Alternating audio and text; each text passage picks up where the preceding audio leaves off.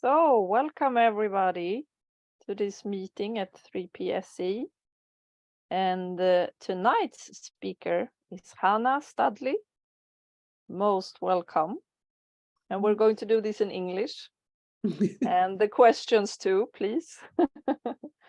So, Chana, do you want to talk first and then the questions afterwards? Is that a good way for you? Yeah, we can do that. Okay. So I have some a short bio. Is it okay if I read that? Please, thank you. Yeah, okay. So, and do I pronounce your name right? Is it You without do. the C? Or... Yes. Yeah, it's like Hannah, but you got it. Great, thank you. Okay.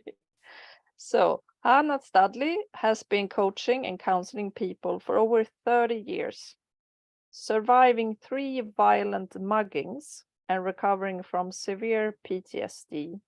In the 1980s, Chana went on to have a very successful Academy Award-winning career in Hollywood.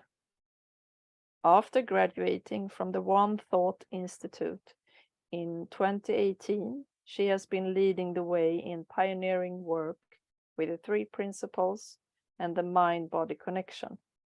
Most recently, she has been working with people with long COVID and hormones distress. Chana is a World Health Organization psychological first responder, has a diploma in psychology, and is certified life coach. She is a successful entrepreneur and author. Chana's first book, The Myth of Low Self-Esteem, a novel about PTSD, Hollywood, and healing, came out in 2019. And her second, Painless, a novel about chronic pain and the mind-body connection, was published in 2021.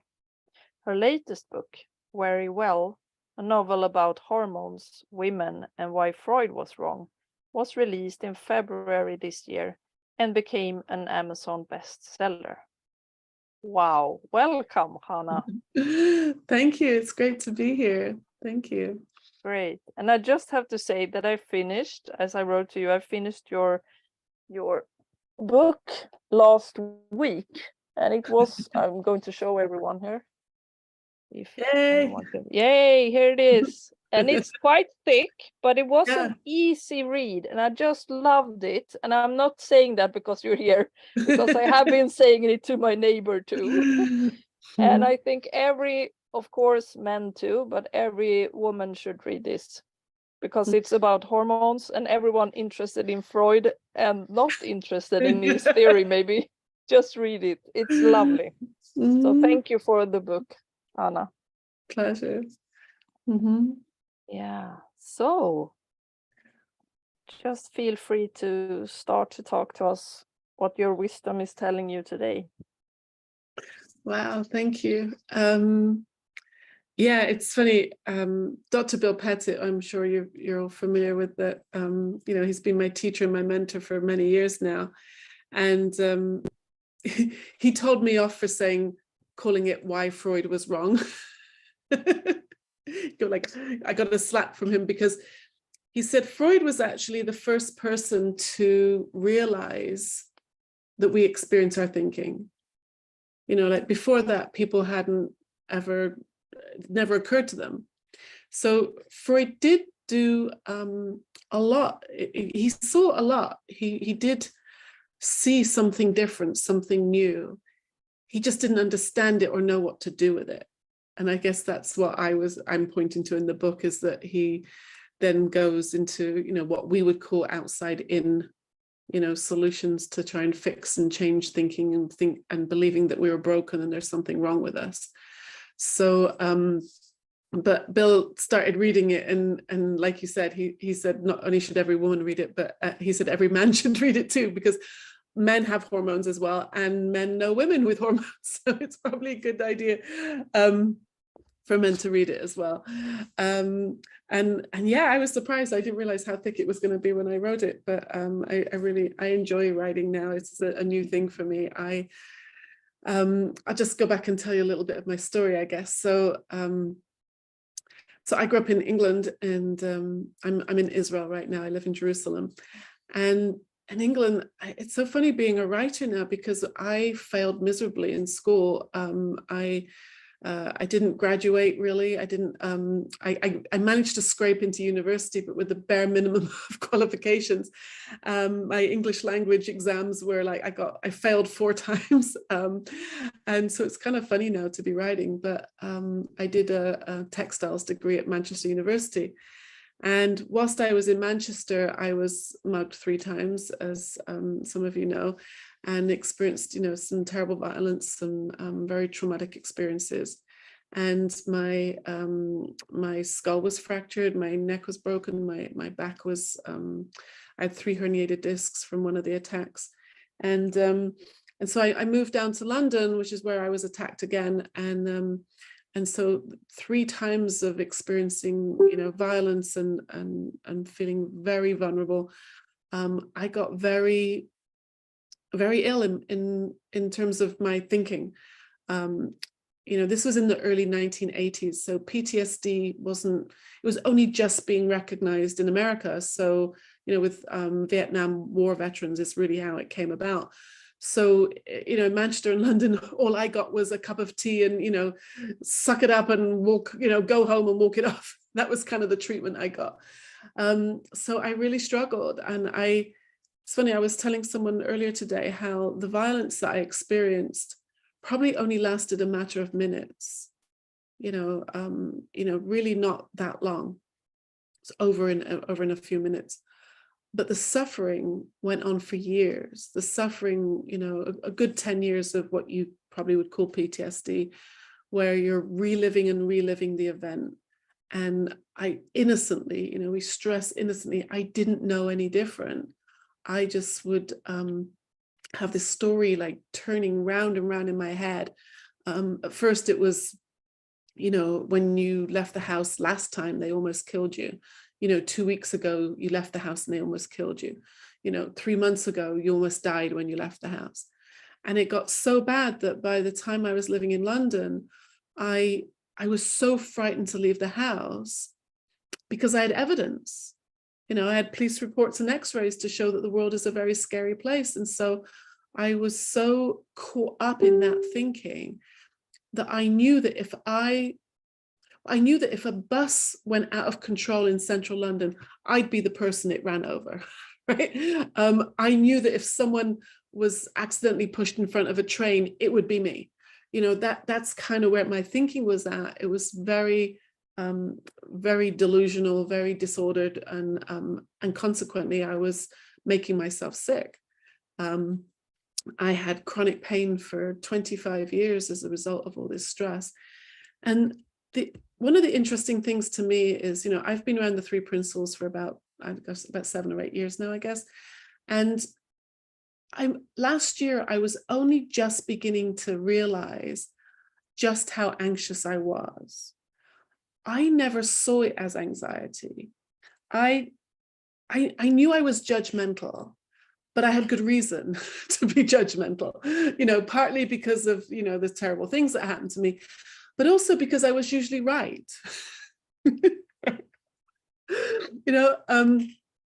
Before I came across the 3 principles, I was into something called the Enneagram. I don't know if any of you guys know what the Enneagram is. I see Hannah's nodding her head. So my life coaching certificate is as an Enneagram life coach. I have a diploma in Enneagram diagnostics. So for those of you who don't know what it means, it's a personality system. It's a way of understanding different personalities. And these personalities, there's 9 in this particular system. I'm not advocating or promoting it at all. I'm just explaining something, but those personality types all have a nickname. There's the tragic romantic, and there's the analyst, and the peacemaker. They're like kind of stereotypes of personalities. And the one that describes me, what I used to think my personality type was, is called a perfectionist. And when I first read that when I was training, I was like, no, I'm not a perfectionist. That's not me. And then I was watching a video.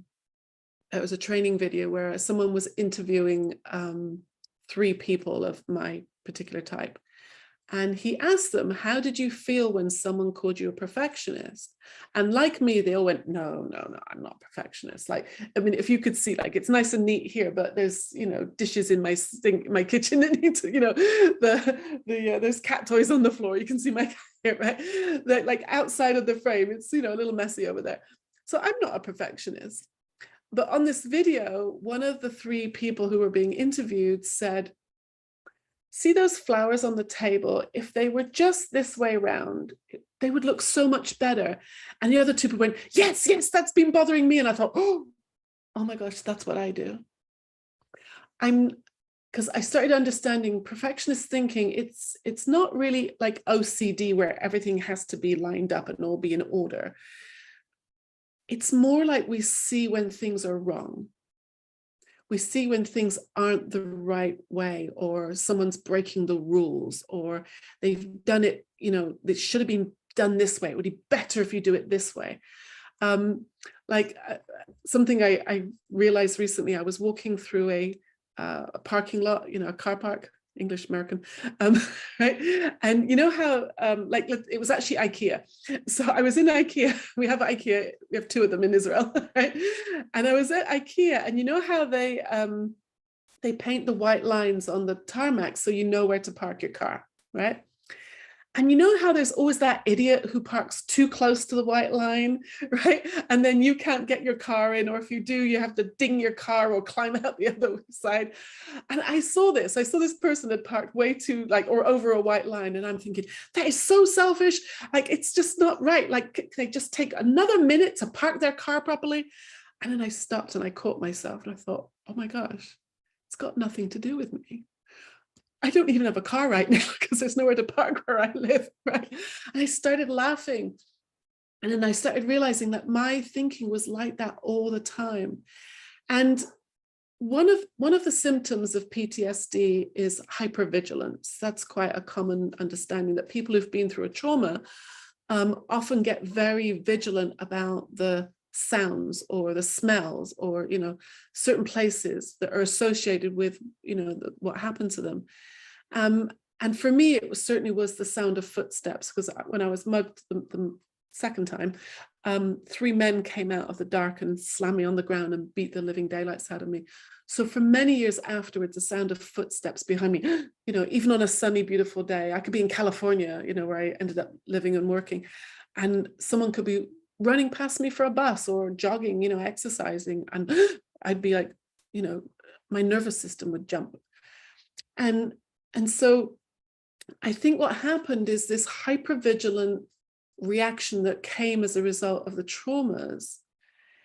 When I got well from the PTSD, that hypervigilance almost went inside. It became internal, because as I got really involved in self-help, you know, doing all these different therapies and different modalities and learning lots of different techniques. I was a trauma counselor for many years. I think that hypervigilance, you know, being super careful about everything, it started to become internal. And I think that's what the judgmentalness was about, was checking everything to make sure it was the right way that I needed it to be, so that nothing was ever out of place or nothing was ever out of control, because then I would feel safe. And it was an innocent misunderstanding I had. I thought, if I can just control you and them and it, then I'll feel okay. And then as I got more and more into self-help and understanding personalities and thinking, that hypervigilance kind of turned inward, and I started doing it with my thinking. And I got very, very good at being vigilant about my thinking. I had a whole, you know, bag of tools and techniques to control my thinking, you know, like expressive writing and meditation and all these kind of things. Because by the time I found the 3 principles, I knew the problem was in my thinking. I just thought I had to do something about it, like, ignore it, you know, color it, do something with it. And I think that was one of my first big insights when I found the principles, this realization, this insight that I don't have to do anything with my thinking, because it's always moving. You know, it's a spiritual energy. It's constantly moving through our minds. It never stays still. It can't even get stuck, although it feels like it does sometimes. And so because if it's constantly moving, there's nothing to do, because every stinky thought I've ever had, every broken heart, every judgment, every, everything, every uncomfortable thought has moved on. So I started to see that all those techniques I was using and I was sharing with all my clients all those years was actually kind of like if you imagine thought is like a train going through the station, it's kind of like dragging that train back into the station to work out how to make it leave, right?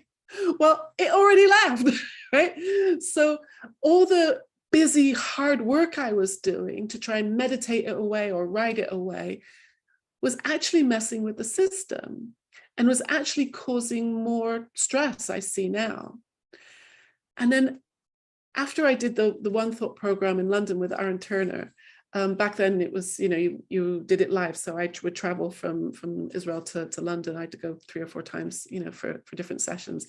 And in between we had online classes with George Prensky and Linda and Elsie Spittle. It was quite an amazing course. And when I noticed afterwards that all my physical pain had gone away, it started to make perfect sense to me, because as my thinking slowed down and I got to feel much safer in my environment and in my thoughts and in my life, my body didn't need to produce pain anymore. The pain that I'd been experiencing all that time, like terrible back pain, I had sciatica, I was actually paralyzed a few times. I also had IBS, which is like stomach problems. I'd wake up sometimes and my arm was numb, because they said that's where the nerve for my arm comes out of my neck, where my neck was broken.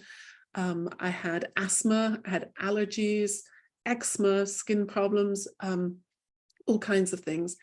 And it all kind of melted away. And I think it's because as my thinking slowed down and I stopped all that busy work to fix something that wasn't broken, right? My brain didn't need to send me those pain messages anymore to get my attention, so it kind of just melted away. And I'm very, very grateful for that. I've been pain-free for about, say, 6 or 7 years now, which is actually incredible. After 25 years of going to the chiropractor, having endless physical issues to deal with. I had allergies for 50 years. I'm turning 59 next month. So I've been sneezing my head off since I was like 5 years old. My eyes burning. And where I live now, I live in the Middle East, and I'm actually allergic to olive blossom, like when trees are, I can eat olives, but the blossom, when the trees are, growing the fruit, that happens between like, now actually kind of between March and May. And normally at this time of year, my eyes would be streaming and burning right now. I probably wouldn't be able to do this call because I wouldn't be able to breathe, sinus infections, coughing, sneezing, flaky skin. I mean, horrendous. I'd want to rip my face off and stick it in a bucket of cold water. It was so bad. And look, I don't have allergies anymore. After 50 years of having injections and a surgery on my nose and constant medications and salt water up and, like all the things I tried. And things would work sometimes. Homeopathy worked for a little while, but it would always come back. The pain would always come back. And I see now it was because I was living in this world of anxious thinking. And like I said, I never thought I was an anxious person. Partly because I was right, because I'm a perfectionist and I do know the right way to do things, right? Like parking your car in between the white lines, And but all that anxiety I now see was actually sending danger messages to my brain and making me feel unsafe. And I find a lot of people spend their lives feeling unsafe.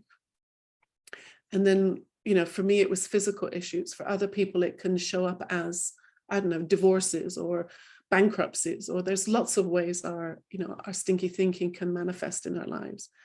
So I am so grateful to this understanding, because it took me further from, like I said, I understood that the problem was in my thinking, and then understanding the nature of thought, I stopped having to do all those things to fix and change it. And so, and I was actually going through menopause at the time when I came across the principles. And that was actually my very first question. I had a session with Dr. Mark Howard, and if you guys know Mark, but he's a really, really kind gentleman. And I remember my very first question to him was, I get it's thinking, but what about hormones? Like, get out of that one, right? And I remember he went, he thought for a moment, he said, no, it's still your thinking. And I'm like, really? Because then he started asking me some questions. He said, how would you know that your temperature just changed? How would you know that your brain is foggy? How would you know you've just had a hot flush, right? How would you know that your mood has dropped? By your thinking. Like, our moods are, I've now realized our moods are actually very useful. They let me know the quality of my thinking. I used to be terrified of my moods. I thought, once I got in a mood, that was it. Forget it. Don't talk to me. Right? It could last for days, weeks, maybe a decade. Right? And now I see that I can even feel a mood coming. And it's kind of like a little, tap on the shoulder. Careful, where are you going with that? And I know now that I can take my grounding with me into that low mood. And I don't have to judge it, because we're all human beings. We can all have some funky thoughts or inappropriate thoughts or sad thoughts or, whatever kind of thoughts. But I've learned now, if I don't judge it, it doesn't turn into anything anymore.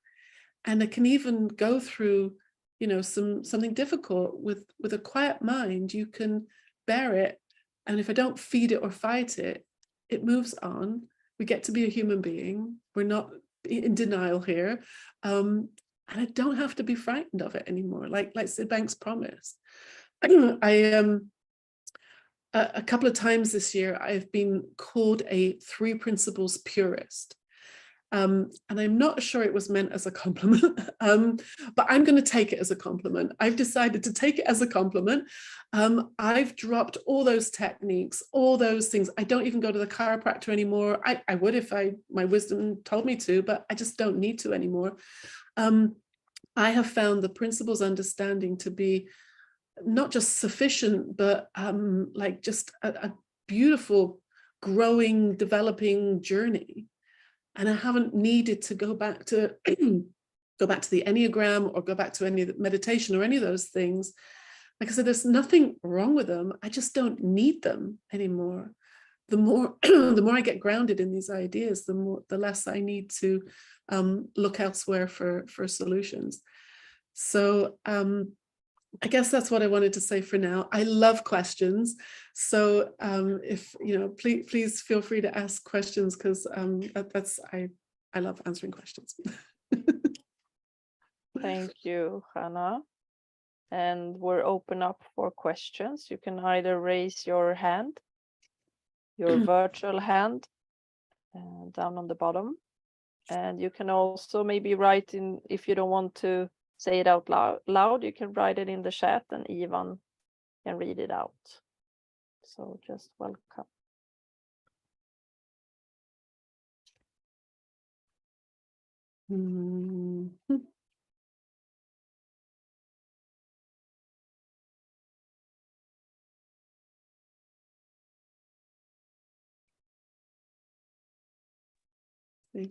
One question coming in here in the chat what was the biggest insight that made the biggest shift for you? Yeah, great. Thank you for that. There have been a few. I think my very first insight was very powerful for me. In fact, you guys may be familiar with Charles Rosenblatt. He's one of the organizers of the London conference. Charles and Aaron do it together. Well, Charles' eldest daughter, Shifra, used to live here in Jerusalem. So she was kind of like my first 3 principles teacher. I kind of snuck into her classes, and I'm literally old enough to be her mother, but because I think she'd grown up with the 3 principles, having Charles as a father, and she's a natural teacher. She was just a fantastic teacher. And we ended up doing a lot of events together because I caught on pretty quickly and we kind of became a team. But I remember that very first class I was in with Shifra, and it was a women's group. And she was doing this wonderful job of, sharing the principles. And there was a woman there who said, she told us some story about a difficulty in her relationship. Something was going, very painful at home. And because I was very new to this and I was older than most of the people in the room, I felt, and I've been coaching people for many years, I felt justified in giving my opinion. So I said something like, well, what I've learned to do is, ignore those kind of thoughts. And then Shifra, in her very sweet English way, said, well, that worked for Hannah, or you could just do nothing. And I was like, but that's what I said. Ignore them. Right? And why is she criticizing me in front of other people? And I got all up in my head, started overthinking it. And I probably didn't hear anything for the rest of that session. And then it was really funny. About 6 weeks later is when I started the One Thought program. And I was actually staying with Shah and Hannah in London, Shifra's parents. And in London, in a Jewish home in London on a Sunday morning, everybody's asleep, right? They're not going anywhere. But I had to get up really early to get across central London to start this course. And so I'm creeping around their house. Now, I don't know if you guys know anything about a kosher kitchen, but we have 2 sets of plates for everything. And if it's your own kitchen, they don't label things, but I didn't know which. So basically I'm creeping around this kitchen. I don't know what plate to use and what bowl and what spoon and where's the cereal. And I don't want to wake anybody up because I'm a guest. So my point is, I wasn't sitting there meditating and reflecting on spiritual issues. I was trying not to make a noise and I was trying not to mess up their kitchen. And I sat down finally with a bowl and some cereal. And I suddenly went, oh, ignoring your thoughts is doing something. And it was like, boom. It was like, and I hadn't even been thinking about it. And this is like 6 weeks later that this idea just went boom in my head. And in that moment, I think I saw the futility of all that work I'd been doing to try and fix my thinking. That's when I started to see that it wasn't necessary. And not only not necessary, but could actually be messing with the system. One of the analogies, that we often use is that thought is like traffic, cars and buses and trucks and bicycles going by on a street. Now, if you're trying to catch a bus and you go into a busy street and you try and stop the traffic because you want your bus, then you're probably going to cause a traffic jam. You might even cause an accident. You're probably going to be unpopular. You're messing with the system, right? It's so much better to stand on the pavement or the sidewalk and wait at the bus stop, and your bus will come along. And in a split second, I saw that, how messing with the system is just not needed. Thoughts are going to flow. Thoughts always flow. Thoughts are always moving. So when we say there's nothing to do, that's what we mean. There's nothing to do with the thinking because it's always moving. There's plenty to do in life. I have a very busy life. I do plenty, but I don't have to do anything with my thinking because there's nothing to fix because there's nothing broken, and it's going to move anyway. It has its self-correcting system of movement. Like if you stand in a river and or the sea and you mess up all the sand, if you stay still, the water will go clear again. That's how our minds are. And I'm just thinking of a few other little insights. Well, many I got along the way, and one of them just came into my head was when I was writing the Painless book. I had this massive insight. in the pain management world, they often talk about the wisdom of the body, how our bodies are made with such incredible wisdom. Like if you cut your finger, then, you know, the blood coagulates and fixes, you know. If you, you know, if you break a bone, then, you know, like the calcium comes back to fix the bone. You know, there's infections. There's all kinds of ways our bodies have incredible wisdom to fix themselves. So I suddenly had this thought, if the divine mind, which is what Sid Banks called it, or God, or, you know, the creative intelligence of the universe, whatever you want to call it, created my body with incredible wisdom to fix itself, wouldn't it have given me a way for my mind to fix itself? I mean, if it's the creator of everything, it created my mind, my brain, and my body, right? So if my body can like heal a cut, then surely my mind can fix a thought storm. And it can, right? I was like, that's such amazing. Like there's such wisdom in the system. There's such loving kindness in the system that we're blessed with this mind that if we just leave it alone, it will settle, it will heal, it will move on. And every time it moves on, it always leaves room for fresh, new, beautiful, creative thought that usually gets me laughing when I realize how ridiculous the thought is that I got caught up in earlier. And it always gets replaced by some laughter and smiles. And like, then you come back to the moment, you're like, oh yeah, just got caught up, just been a bit human. That's all that happened. So those are a couple of my insights. I'm sure there's more. Thank you.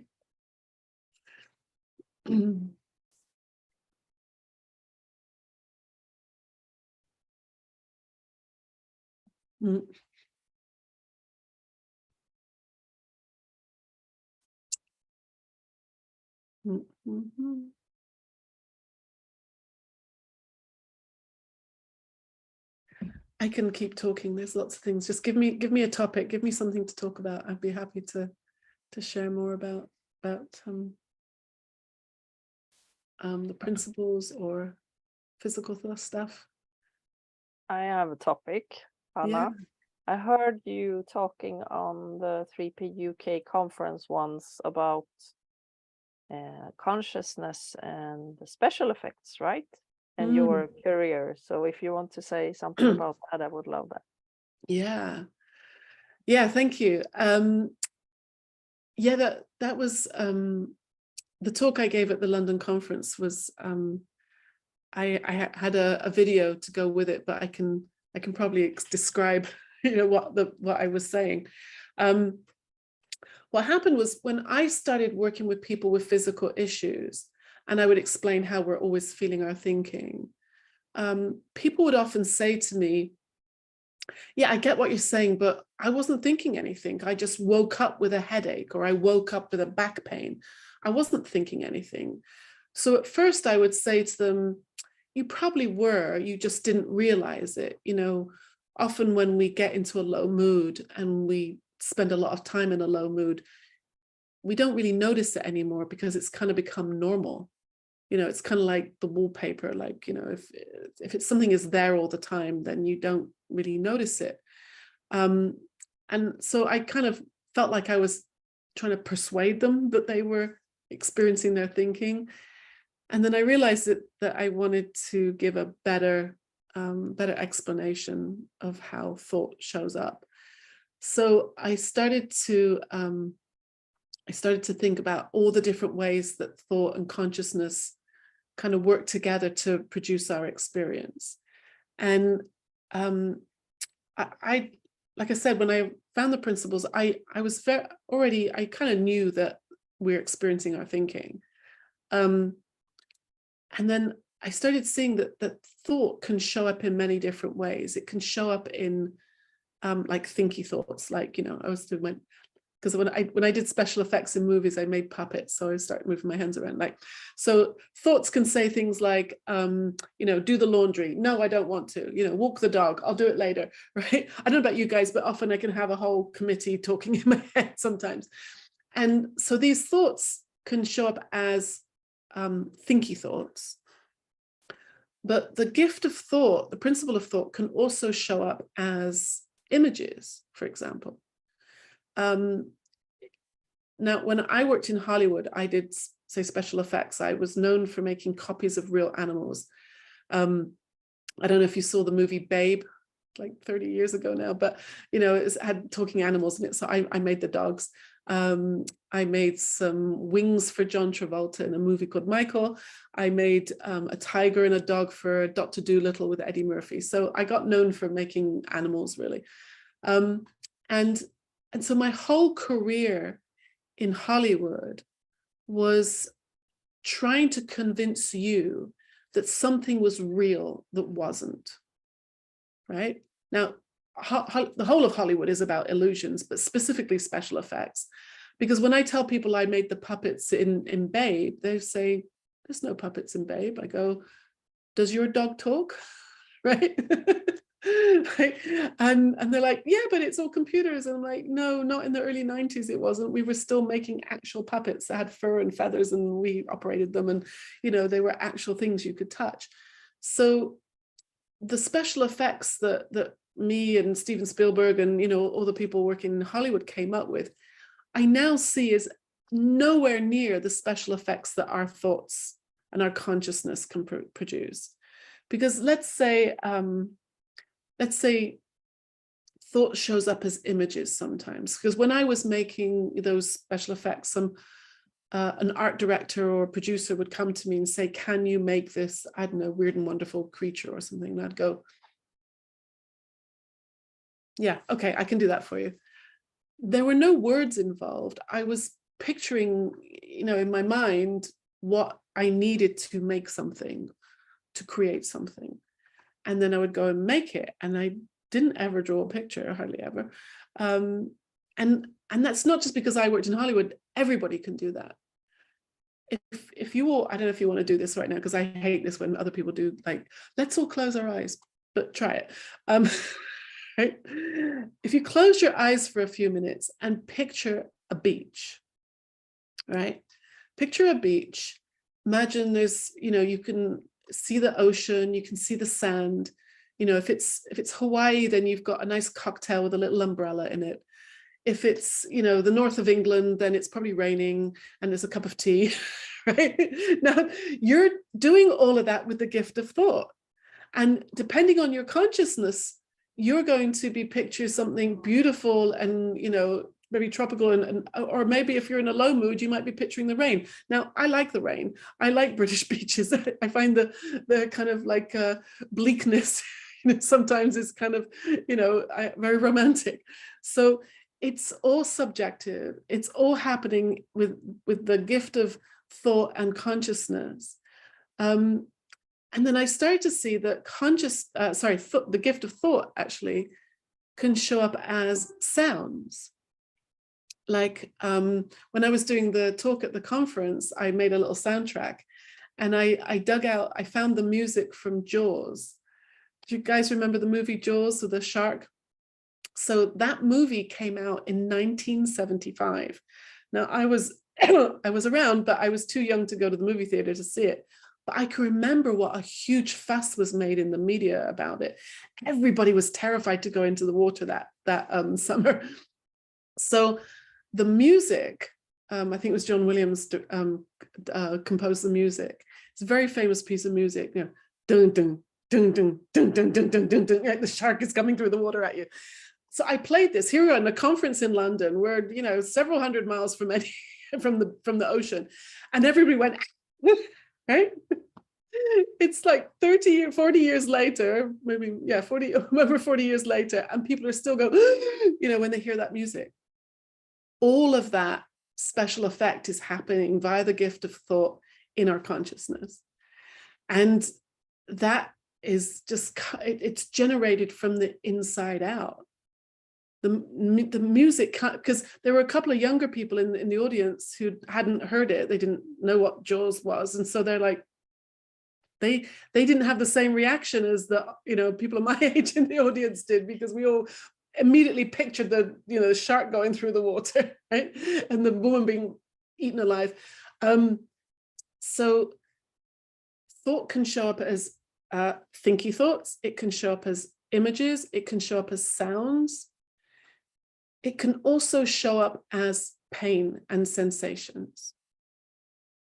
So remember, I'm not talking about words right now. I'm talking about this spiritual energy that morphs and takes different forms, and it can show up as sensations.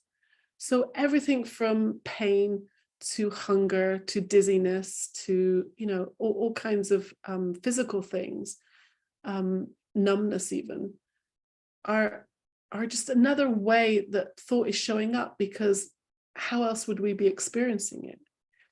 And depending on my level of consciousness, those sensations are going to be interpreted as bad or good or not at all, or indifferent.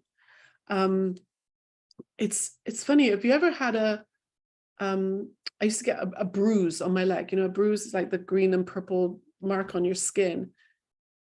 And I have no idea how it happened, right? Now, a bruise is tissue damage. And yet I don't remember it happening. I don't remember bumping into anything. How did that happen? And yet other times we can, you know, like say get, the other day I just started reading Mavis Karn's new book, right? And I was holding it in my hands, brand new, and I cut it cut my hand here, like just a simple paper cut. And it stung like crazy for ages, right? So it's, you know, pain is a fascinating thing. It is the ultimate special effect. Because as I started to understand how pain works, I started to realize it doesn't actually happen in the body, it happens in the brain. For example, when I cut my hand on the book, the nerves here sent a message down my arm up to my brain saying, oh, injury. And my brain makes an assessment whether or not to produce pain. So there's lots of examples of this. Like, for example, I think what I used in the talk in London was Forrest Gump, because first of all, I haven't met anybody who's not seen Forrest Gump, right, the movie. And if you remember, there's a scene in the movie where he's in Vietnam, and he and his buddies are injured, and he's carrying them out of the jungle to safety, and then they get a helicopter back to the base. And Forrest actually has a bullet in his buttocks, you know, in his bottom, and yet he's able to pick up a man and repeatedly carry a man on his shoulders, even though he's got a bullet in his backside. Now, that's obviously a movie, but there are so many examples of soldiers being in combat and receiving some terrible injury, and they don't actually feel it until they get to safety. Or I've heard stories of, like, say a mother being in a car accident and she's desperately trying to pull her kids out of the car, and it's not till later she finds that she's got, you know, a bone sticking out of her arm. In fact, Dickon Bettinger told me a story once where he said he and his wife Coisy were driving, and they, I think somebody else's tire blew. They had an accident. It was really bad. The car turned over, and Dickon was so scared of his wife being injured. She was stuck in the car, and he pulled her out, and he got her out of the car, and then an ambulance came and they went to the hospital, and he made sure that the doctors took care of his wife, and that she was, you know, because he was afraid that she was unconscious for a few seconds, so he really wanted to get the doctors to look after his wife. And then after his wife had been settled in a bed and she was being taken care of, the doctor said to him, and what about you? And Dickon's like, what? And then the doctor lifted up his shirt, and Dickon had this big gash, big cut in his middle, and the blood was pouring out onto his shirt, but he hadn't even noticed because he was taking care of his wife. And it's an incredible thing that the brain, based on our five senses, makes an assessment as to whether pain would be useful right now. So when you twist your ankle, you probably feel pain straight away, because the brain is assessing that to keep walking on a twisted ankle could be dangerous, might even be broken. So if we feel pain in our ankle, but it's actually coming from the brain. But like when Dickon was trying to save his wife, he didn't feel any pain even though he had quite a bad injury that needed stitches, because the brain makes an assessment that pain would not be useful in that situation. And we're experiencing all of this via the gift of thought and consciousness. And divine mind is the wisdom behind this system. And chronic pain, which is what I was experiencing for many years, is actually when the system goes wrong. And because I was caught up in my head in so much anxiety all the time, the brain was actually using pain to get my attention. And I innocently didn't understand the message, which is why it took a long time. My body was screaming at me to stop and slow down until I finally started understanding how that works. So special effects are, I've often been asked, how did I go from doing special effects in movies to working with, coaching people? Well, that's my long answer is, right? Our minds have a better special effects department than anything we could have come up in Hollywood. And, I don't know about you guys, but I have been convinced that things are real many times in my life that really weren't. I'm quite convinced something is true and it wasn't. And then especially with things like danger, because if we think we're in danger, then our nervous system gets revved up and like, oh my gosh, my hands are shaking, it must be true, right? Well, it's only because I've scared myself with my own thinking. And now, understanding that means I don't have to live in that scary, dangerous world. My world is pretty safe, and I live somewhere where we have a lot of terror. There were rockets and, landing last week, we get sirens and I actually feel pretty safe most of the time, because safety really is a state of mind. It's really about consciousness and where we're holding in that trust, trusting that we're going to be taken care of. So thank you for, I love talking about the special effects. Thank you for that. Thank you.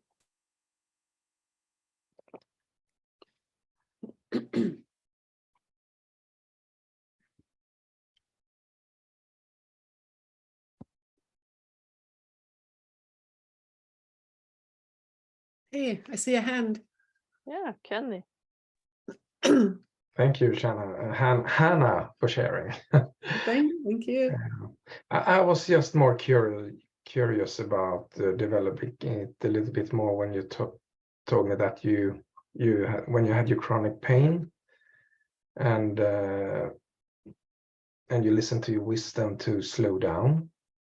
Can you develop that a little bit more? What was it you slowed down? Was it your life, or was it your thinking, or what was it that slowed down? Yeah, thank you. It's funny, I can answer that question when it happens to me now. Meaning, like, I can still get, a twinge or a pulled muscle, or, I had pneumonia last November, for example, stuff still happens, right? But it doesn't turn into anything anymore, because I've understood that that's my body talking to me. I was coaching a young boy a couple of weeks ago. He's probably about 12 years old. So I was trying to be creative and think of ways to explain this to him. So I asked him, what happens when it's lunchtime? How does he know to eat something? And he says, well, my tummy gets rumbly. I'm like, yeah. Now, when your tummy rumbles, does that mean you're dying? He goes, no, right? It means you're hungry, right? I was like, okay, good. I said, what happens when you're running around playing football?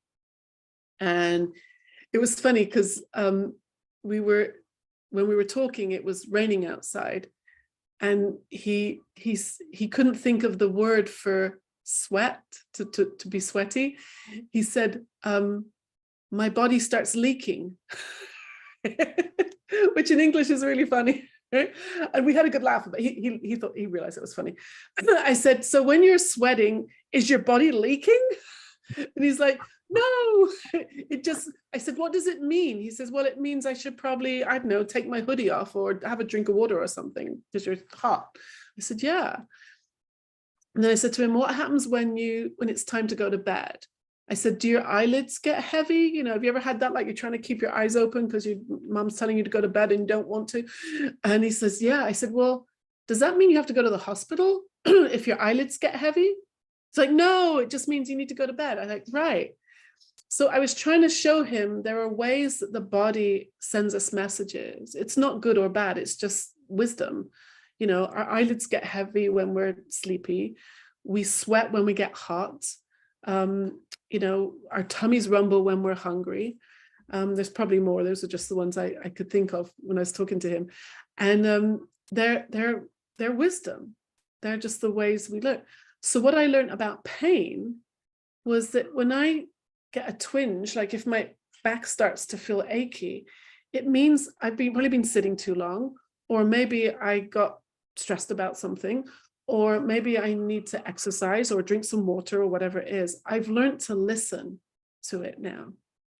Like I make lots of little memes, and one of them, my favorites, is if you can't hear your body whisper, you'll have to listen to it scream. So, excuse me. So these days I've learned to interpret the whispers and take care of it so it doesn't turn into something. Before, when I had the chronic pain for years, the back pain specifically was the worst, I guess.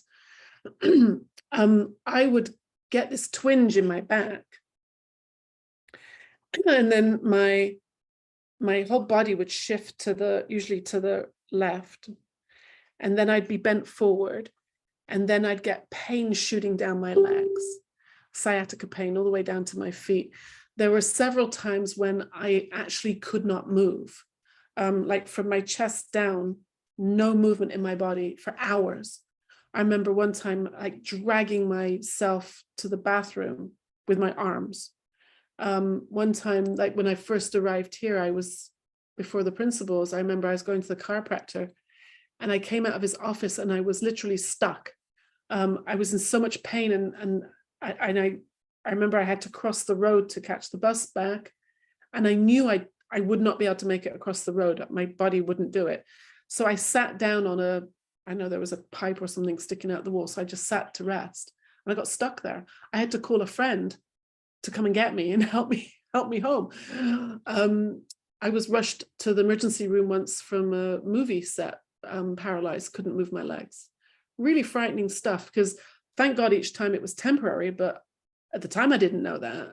And so I kind of carried around this story in the back of my head that maybe next time it's going to be permanent. Maybe next time it's not going to come back, the feeling, which is a very like heavy story to carry around. I kind of pictured my spine as being fragile and broken, and at any moment it could just crumble. There were times when my pelvis felt like someone had hit it with a baseball bat.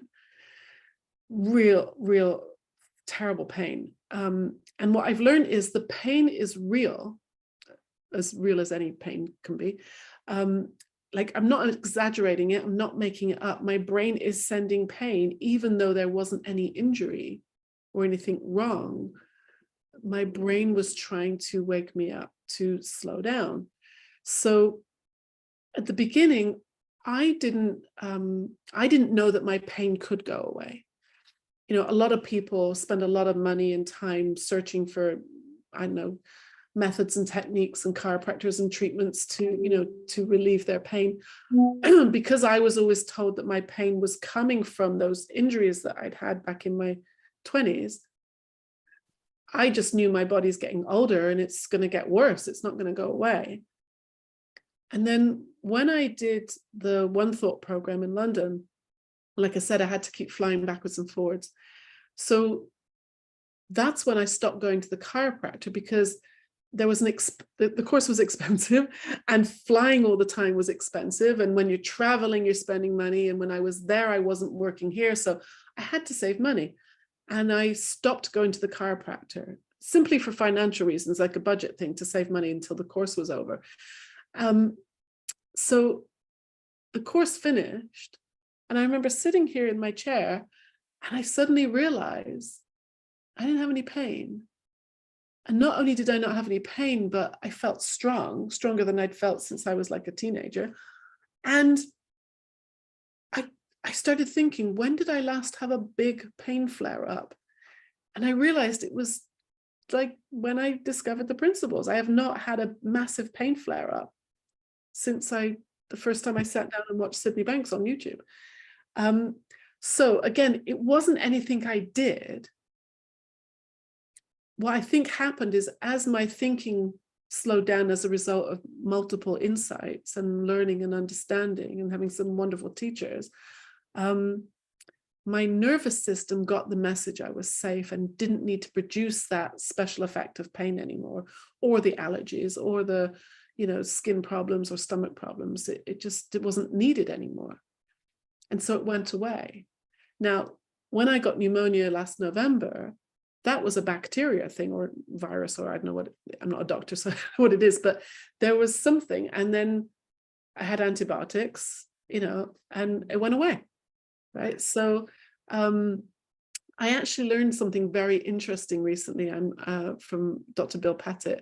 I was hearing him talking to another person, and he was saying, he said, antibiotics will be affected by state of mind. And I said, what? And I asked him to repeat that. I said, because I knew that stress can affect your immune system. I know that stress can affect your digestive system or even your heart, your heart rate. But an antibiotic, I think I had an idea that something like an antibiotic is, it's chemicals, it's neutral, you take it, it does its job, right? And he said, no. He said, doctors know that, surgeons know that if you're in a really low mood, a really bad place, an antibiotic is not going to work as well as if you're in a good place. And I thought about it, and I thought, there's people who always get sick. They get the flu every winter, or 3 or 4 flus, and it takes 3 or 4 different antibiotics for them to get better. He's saying, yeah, that's because state of mind can affect how your body reacts to an antibiotic even. And how it reacts to food. I've worked with a lot of people with food allergies and intolerances who've gotten better when their thinking slows down, when they have insights. So again, we're not working on the physical issues. The physical issues seem to take care of themselves when we are in a better state of mind, when we're not overreacting or hyperreacting or oversensitive or hypervigilant like I used to be. The easier going I am and the more relaxed or the more, go with the flow kind of thing, my body doesn't need to scream at me anymore. So it's been a fascinating journey. So I hope that helps a little bit.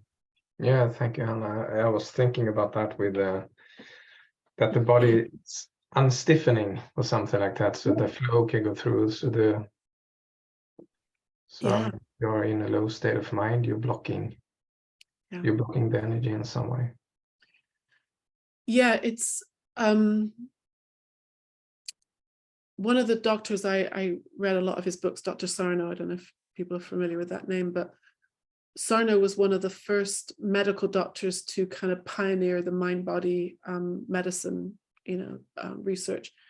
And his explanation was that when we're in fight or flight, then the nervous system, thinks we're in danger. And so it gets ready to fight or run away. And so it moves all the oxygen and the blood flow to our large muscles, like in your legs and your arms, to run or to fight. And what happens is if we are in an actual crisis, that's a good thing. When we are in an emergency situation, it's good that your blood and your oxygen is going to your muscles to survive. It means we can run away or like lift a car off your husband or whatever we need to do to survive. That again is wisdom. But the problem comes that if we are in fight or flight all the time, like our anxiety level is really high, like our stress levels are very high, then adrenaline and cortisol are being pumped into the body all the time, and our bodies weren't built to sustain that level of adrenaline and cortisol. And also the blood isn't flowing properly because it's going to our large muscles to run away from that tiger or that, burning house. And yet we're just sitting on the sofa. So I think that's why my back was always hurting, because the oxygen, and Dr. Sarno said that it could be as little as 5% depletion of oxygen is enough to cause excruciating pain. So if I'm sitting on the sofa worrying, anxious, or depressed even, then my blood isn't flowing properly. And that's where the pain was coming from. And the other interesting thing about that is that what I discovered about fight or flight is not only is it about oxygen and blood flow, but the brain is very efficient. It's very clever. If you're running for your life, it gets very focused on survival. And so it will shut down parts of your body. And one of the things it shuts down is the digestive system, which explains why a lot of people in stress have stomach problems. Because digesting lunch is a luxury if you're running for your life, right? Now, the problem is that your digestive system shuts down, and then we get hungry and we eat something, and you put food into a system that's closed. That's why you're going to get IBS and bloating and pain and, all kinds of stomach problems.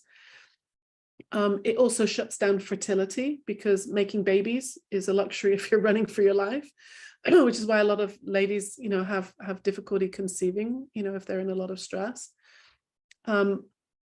Other things, and by the way, these are all reversible. Please, I don't want anybody to get scared. Everybody I've spoken to, myself included, these things have all healed and, reversed themselves. And other two things that I found fascinating about fight or flight is that it shuts down parts of the brain. Again, it's reversible. It's not permanent, but it shuts down things like creativity. Because if you are running for your life, you don't need to be thinking about, redecorating your living room, right? And so it's focused on, calling the emergency number. It's focused on finding the fire exit. It's focused on getting away from that tiger. So creativity is not a priority, which makes sense, because when I was in years of PTSD, I'm a very creative, artistic person. I could not do anything. I would get out a project and I'd be like, what's the point? Which is why if you talk to somebody who's, in a long depression, for example, and say, oh, let's go to a painting class. And they're like, really? Right? That it's not just they're not being willing, but it's just not on their radar.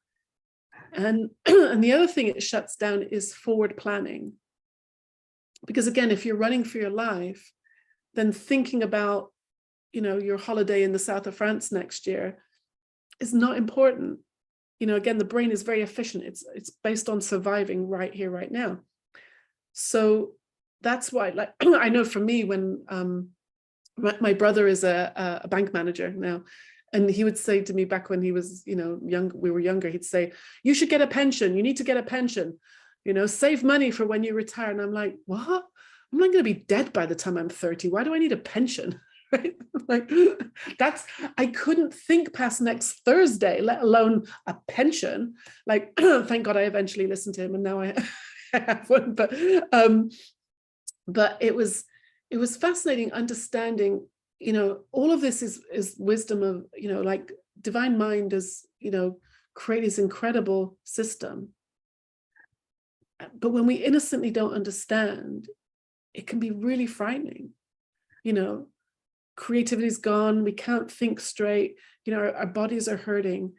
And I know now that it was just trying to get my attention. So the slowing down now is more practical. Before it was just it was just a blessing that happened as part of this understanding.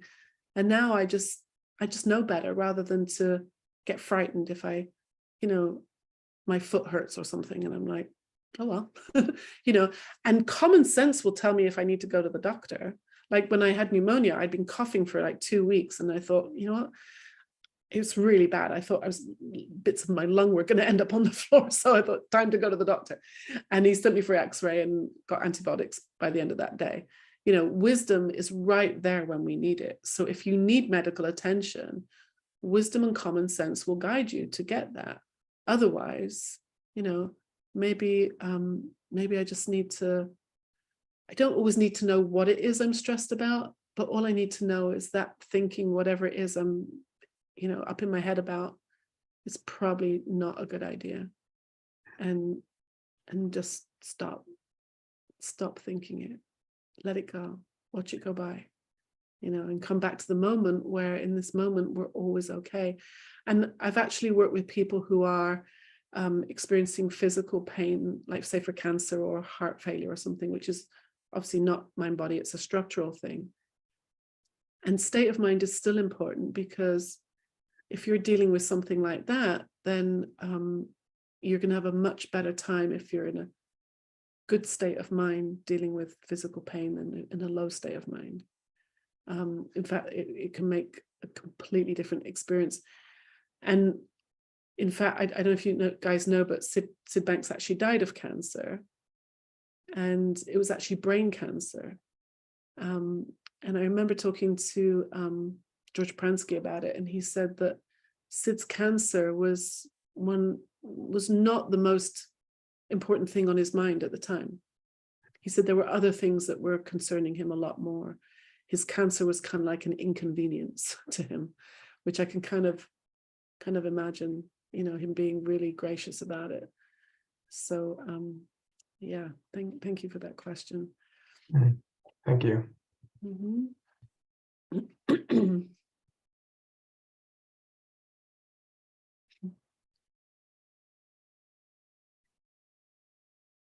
Anyone else have a question or a theme? Yeah, give me a theme.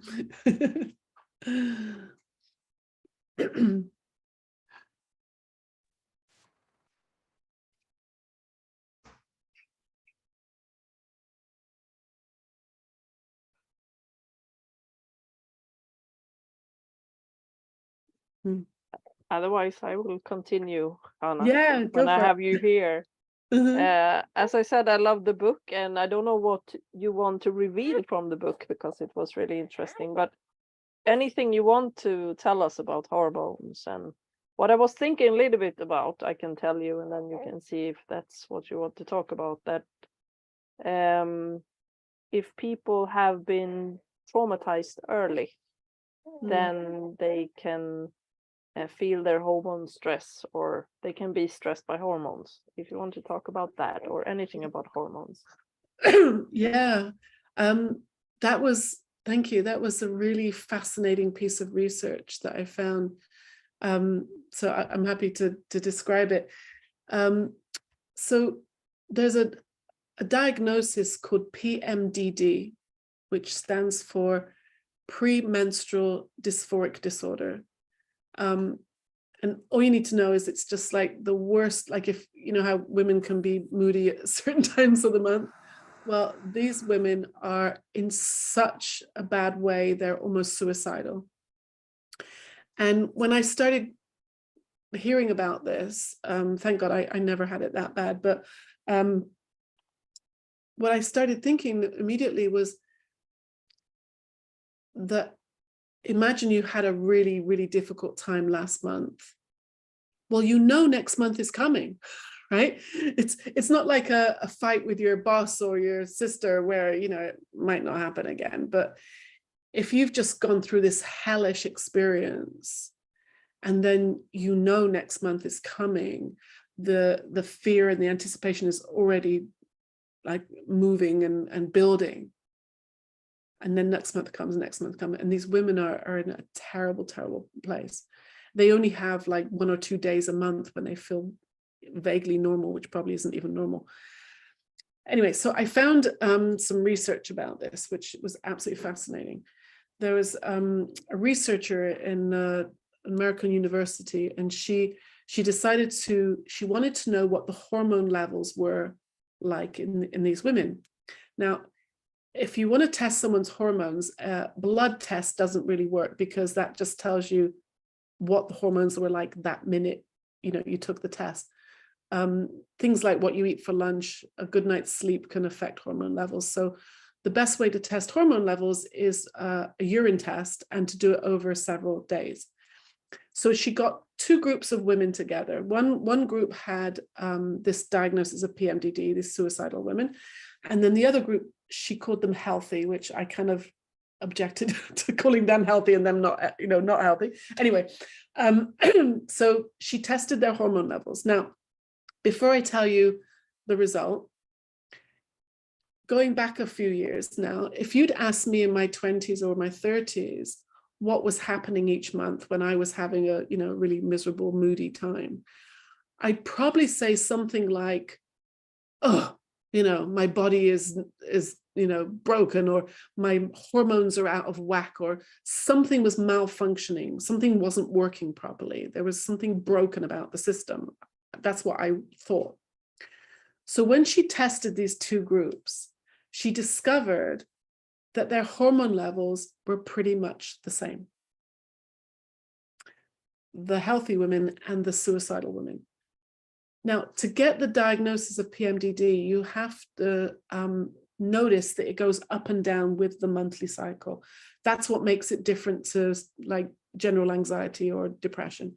It's, you know, these women go up and down with the cycle.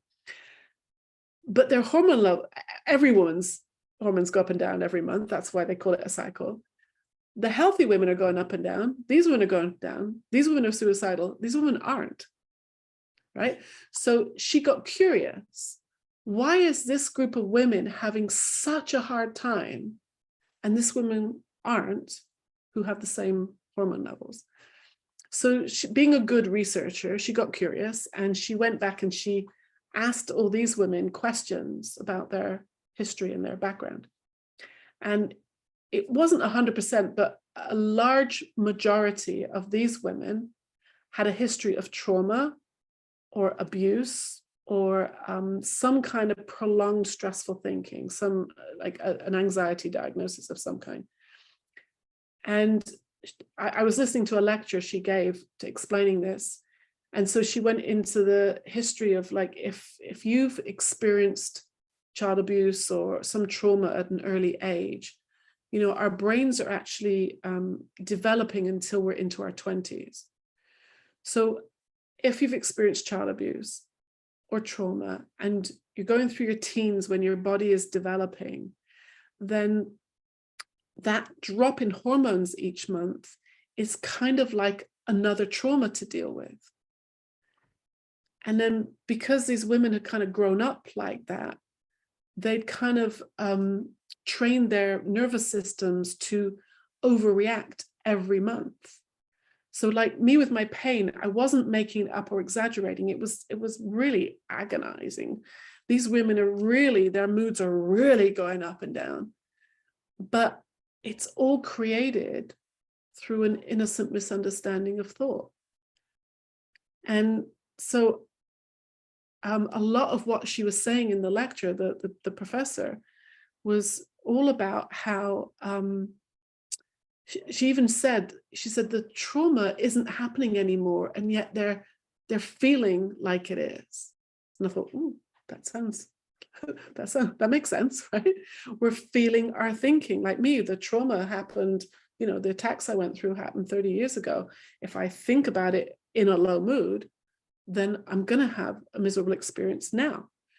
So one of my favorite Sydney Banks quotes is, it comes from Second Chance. You know, Sydney Banks wrote 6 books, and his very first novel, Second Chance, there's a great quote at the beginning where he says, to go back into the past from a low state of mind is psychological suicide. So here's these women experiencing regular, normal ups and downs that all women experience.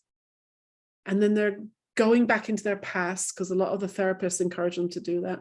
They start thinking about what it was, how bad it was last time, how bad it's going to be next time, and getting themselves worked up into a horrible nightmare experience.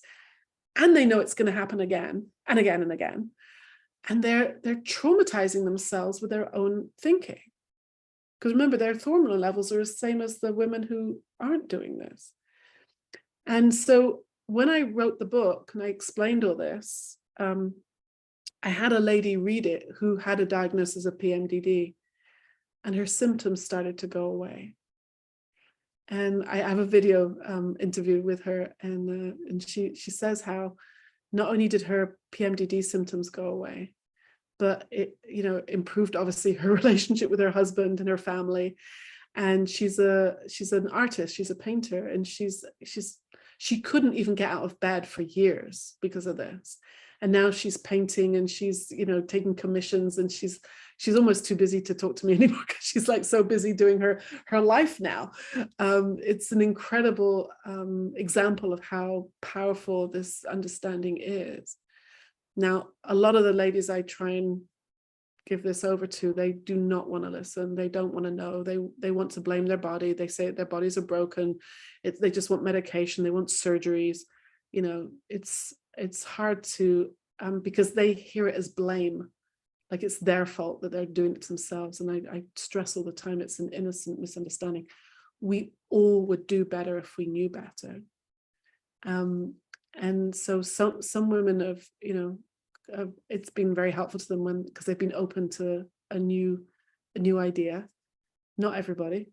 It's a challenge. So I'm keep hoping to get the book, you know, in front of more of these women so that they can experience the freedom, you know, that is available. So yeah, it's a fascinating thing. I mean, I call it a woman's book, but you know, I think it's good for men to know these things too. Yes, I think so too. I'm going to give it to my husband. Oh. Great, thank you very much. Mm-hmm.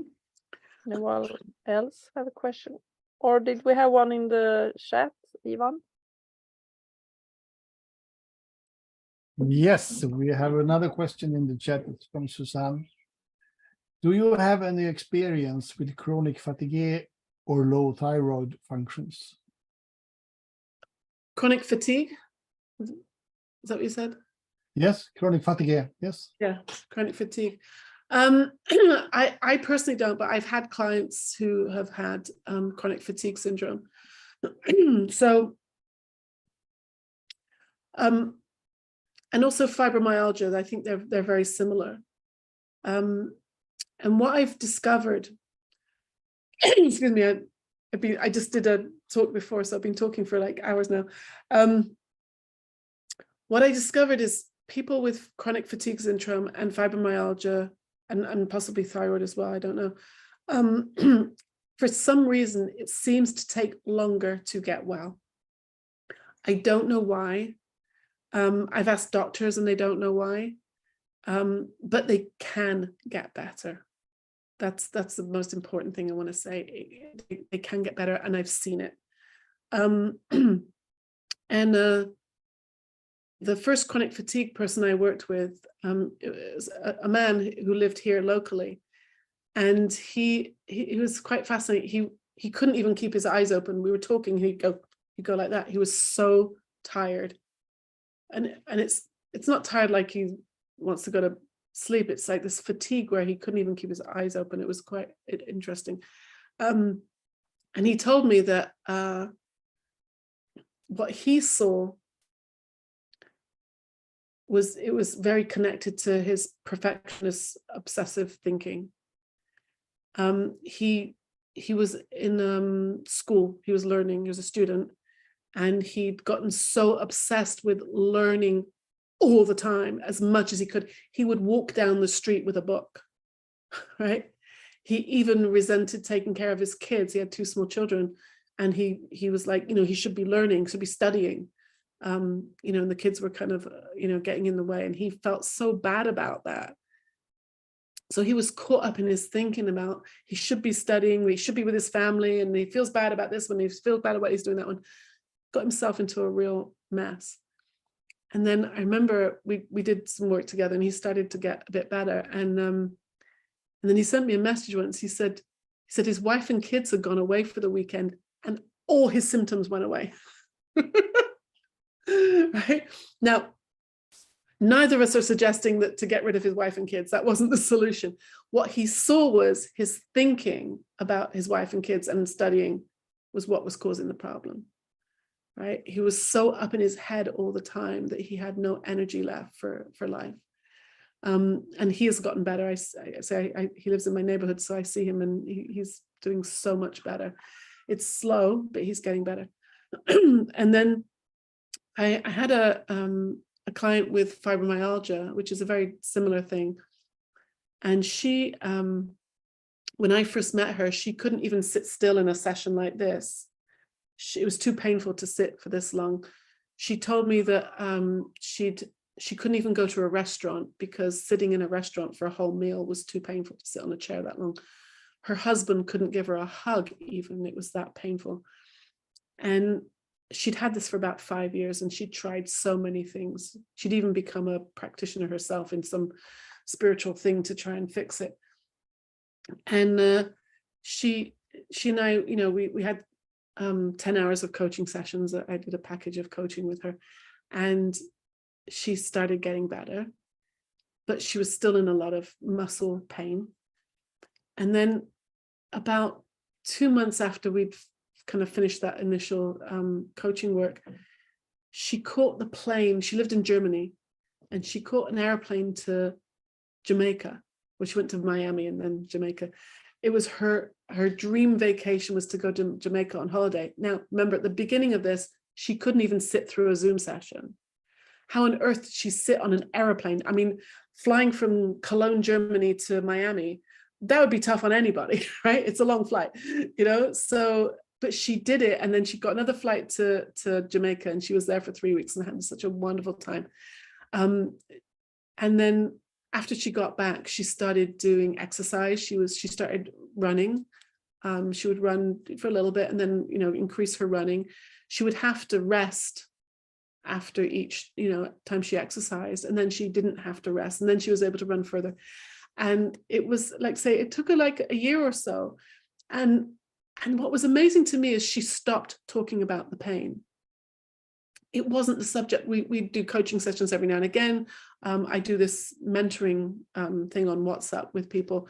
So she was checking in with me all the time about, oh, she fell in love with Sydney Banks. She fell in love with the principal. She's like translating stuff now. She's doing amazing stuff.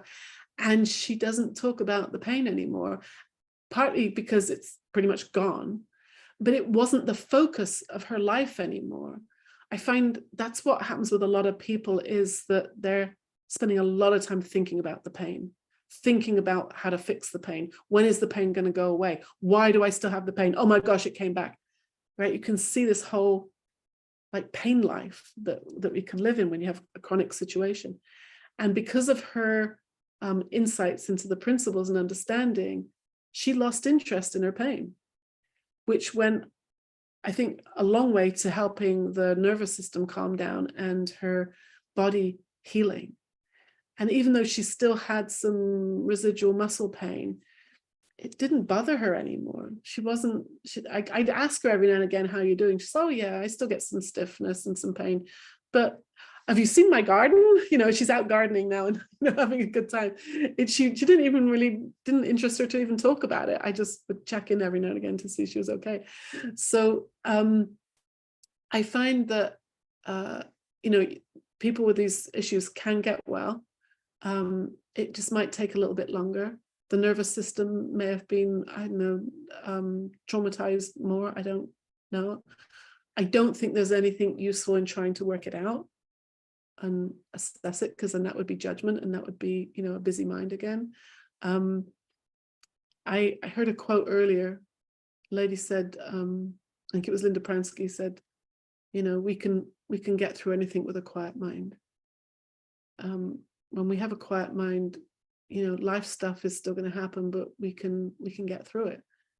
And it's not even getting through it. It's not even coping anymore. It's just, you know, being okay with what is, which is what Sydney Banks was always pointing us to. When we can be okay with what is, whether it's something physical or emotional or, you know, financial or I don't know, angry teenagers or, weather, governments, all kinds of things. When we can look at that, be with that from a quiet mind and rely on that divine mind that is full of loving kindness and always there to, support us and give us wisdom, then we can get through anything. It's amazing. The resilience of human beings never ceases to amaze me. It's a wonderful experience. So. Thank you. Anyone have a last question or anything?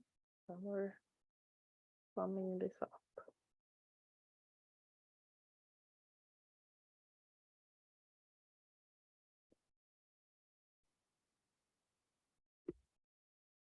Oh, your baby looks so peaceful. Yes, he's sleeping. I'm very grateful here. And that's why also hormones are really interesting, of course. I've been through them. Yeah. Both before and after now. So Yeah. We're getting a thank you so much. My pleasure. So I'm going to be in Amsterdam in November doing a wellness retreat. My book is coming out in Danish in a couple of weeks. I just signed the contract today, and so I really want to come to Sweden and Denmark and all those beautiful parts of the world. I've never been to Scandinavia, so if anybody wants to help put a wellness retreat together, I would love to come and visit you guys. So bear that in mind, because the Amsterdam one I'm really excited about that. It's going to be in a 4-star hotel just outside the city in the beautiful countryside there. So that's in the end of November. I'm going to be going there. So yeah. Yeah, we hear you, Chana. So, and we are the 3PSC. So maybe we should put something. Actually, I've just joined the 3PGC International Committee. So I'm going to be meeting with Shani and a couple of other people who are on the international committee. So I'm going to be doing that too. Congrats to that too. Yeah. Yeah, and we hope that you're writing many more books. Yes, I'm actually writing 2 at the same time right now. I'm doing another novel. My next novel is going to be about a little bit about ADHD, overdiagnosis, and drug companies, because I'm a little cynical about drug companies. And then just to do a quick advertisement. I have this idea for a non-fiction book, because I'm known for writing stories, but I have a non-fiction book I'm working on. I'm collecting stories, and if anybody listening wants to give me their story, I'd be so happy. I'm collecting stories of hope, because in the 3 Principles community, there are so many people who have recovered from mental health diagnosis. Like when I had this idea, off the top of my head, I was thinking, Michael Neal's suicidal ideation, Amy Johnson with bulimia, my friend Yael Abramson with psychosis. There's incredible stories, and I wanted to collect them. So I'm writing a book there where the first half of the book will be a kind of a history of psychiatry and how they've got it wrong. And then an introduction to Sydney Banks and how Sid basically said there is only one generic mental illness. That's a misunderstanding of thought. And then the second half of the book is going to be stories. So, because I want the book to be for social workers and therapists, doctors. So I'm talking in the language of diagnosis and labels, and I'm pointing to the fact that it's all made up. And look at all these people who were told that they would have to take medication for the rest of their lives. They're going to be in hospitals for the rest of their lives. And they are well, and they have recovered, and they don't need to be going back to treatments and medications anymore. They're off living beautiful, wonderful lives, all through understanding and insights.